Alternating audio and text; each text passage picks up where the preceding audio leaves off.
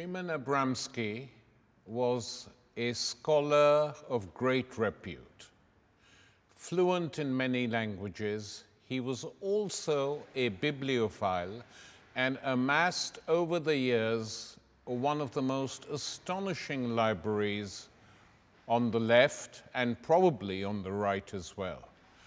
A library of 20,000 books, which he had been amassing for many decades, and which included first editions in German of Das Kapital, Engels's first work dedicated in Engels's handwriting to a friend, and numerous magazines and journals of the period. It was truly an amazing collection. Szymon was also for a long period of his life a Marxist, a member of the British Communist Party, after his family, not very radical, fled from the pogroms of Russia and Eastern Europe and made their way as refugees to this country and settled in the East End. Szymon died in 2010. A few years previously, we made this documentary on his library and his life, looking at the books and discussing them with him in great detail.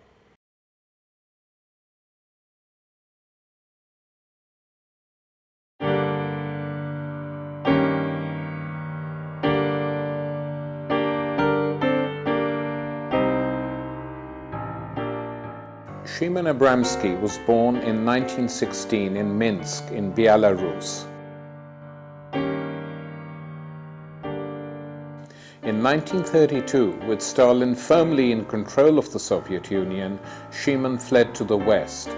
He became a leading Marxist scholar and later professor of Jewish history at the University of London. He owns what is probably the finest private collection of radical books and literature. I talked to him over several months about his life, his library, and the left. Maybe I exaggerated, but I became fascinated especially by the political writings of Marx. His sharpness of style, writing in English, in German, in French, brilliant, absolutely brilliant in all the three languages, captured my imagination. Membership card of the General Council of the First International. Good God. This is probably the first, it is the first attempt to organize socialists internationally. Over Europe. Signed Shaw for the United States, Eugene Dupont for France, Karl Marx for Germany. Even though he was in Britain, he was still signing for Germany. I'm amazed the ink hasn't faded, actually. It shows that, they made very high quality ink in those days.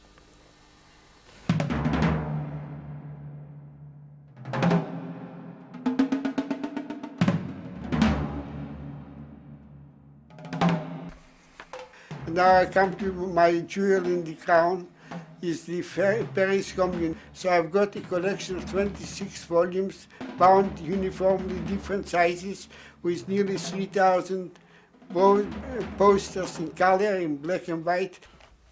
The political barometer.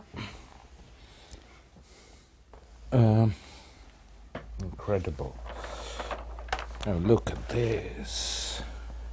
This is obviously the Kaiser. Bismarck is taking the Republic's flag to the Kaiser, who is bathing in blood, having crushed the French. So this was when they were right on top. And it says, to Versailles, the Commune or death. Unfortunately, it was death for most of them. But And in August 39, when I came from Jerusalem, 2 weeks later, the World War II broke out on 1st of September 1939. I realized I can't go back to Palestine. So my cousin said to me she will try to get me a job. She was very friendly with Miriam, my late wife. And Miriam ran the family business of a bookshop. So she gave me a job And 5 months later or 6 months later I married the boss. This is the first articles of Marx.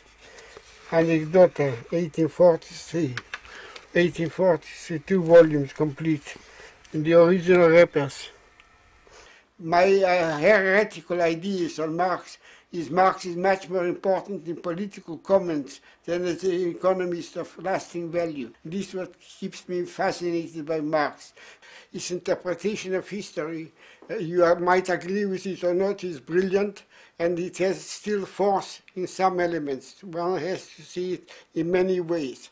But then on the economic front, I have to agree with John Maynard Keynes that from the point of view of learning lessons applying to the present day, it's dated and it cannot change society in that sense. But a great compliment to Marx can be seen that he realized before the word globalization came into being that the capitalist system is becoming bigger and bigger and not attached to single individuals. It becomes a massive force of globalization. At this point, he even noticed already in the Communist Manifesto.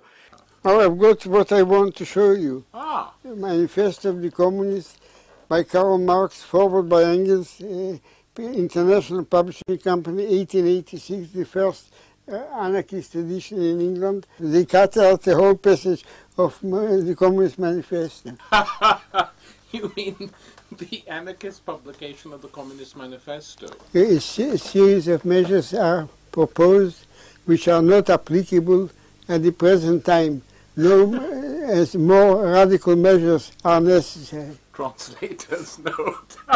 I think it's lovely. When I got it, I had a good laugh. You also had the William Morris. I'll describe the William Morris collection. That is amazing. It's designed by Morris, this edition. Yes. Oh my God. This is a lot was designed by him. And he designed the typescript, didn't he? The type was designed by him. My proudest possession, apart from manuscript by Morris, is Morris' personal copy of the journally edited Commune from number 1 to the last. The box has got an amusing special box made by William Morris with the lining and the lock called Holy Bible 1539. There is no Holy Bible there. It's the personal copy of William Morris's Commune.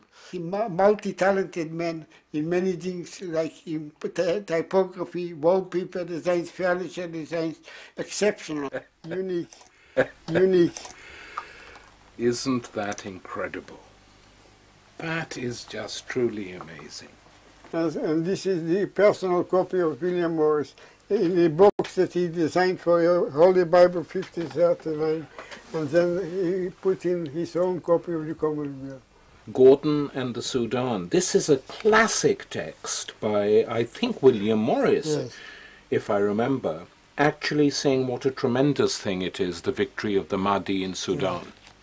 One thing is clear to me, Edward didn't agree with me, that he was never a revolutionary socialist. I think you're right. I think he was a very great writer, and his heart was in the right place. But to describe him as a revolutionary socialist... I agree with you, Shimon. I mean, you're absolutely right. My God. Price 1/2 penny. The 5 radical points: universal suffrage, annual parliaments, vote by ballot, no property qualification. No demand for women. No, that came a bit later. But annual parliaments, Yes. very good demand. You see, they were all still pre-socialist, because equality, liberty, fraternity, rather than workers of the world This unite. is Chartist circular complete. A few intellectuals came much later, when the Chartist movement was already very widespread.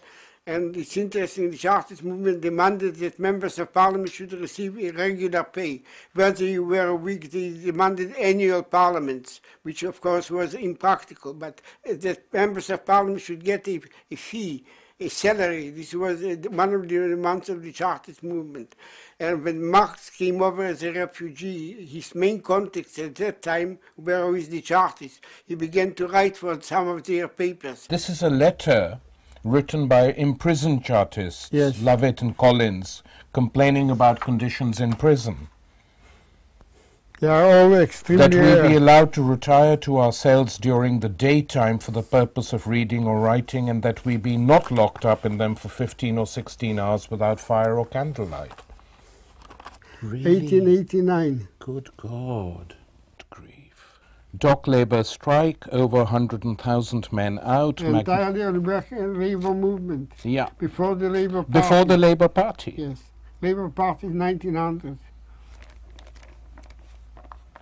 And at the same time, it's got a cricket prophecy. But you know, so we have Mr. Gladstone threatened, bakers unite, the sailors strike, the strike mismanaged, and cricket prophecies, which is an attack on Jardine. Actually a good attack. He's one of the more reactionary cricket captains to lead England. Another section of my collection is the Russian revolutionary movement in all its tendencies, only up to 1917, because once the Bolsheviks got power, they printed the millions of copies. I stopped buying them. So I only got Lenin up to 1917, but very rare pamphlets and very rare editions. 1899, this is Lenin, Vladimir Ilyich I, Economic Studies, first edition, St. Petersburg, 1899, uncut. This is a British Foreign Office publication on the Russian Revolution. Extract from Trotsky's book, Terrorism and Communism. Is this in 1921? What? That study is far more important than Trotsky.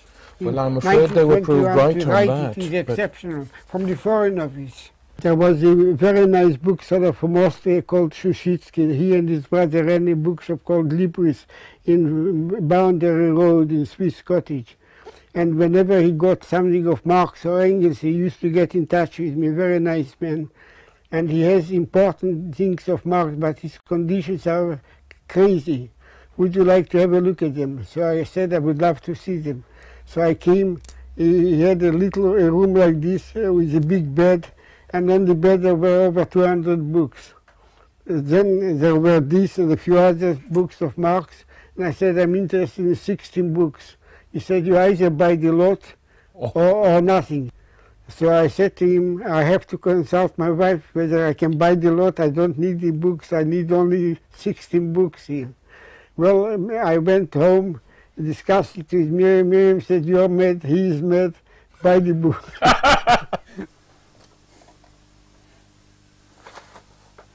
Was a Luxembourg, unpublished letter. Good grief. Let me have a Yes, look also at that. Let me hold that. Let me hold that.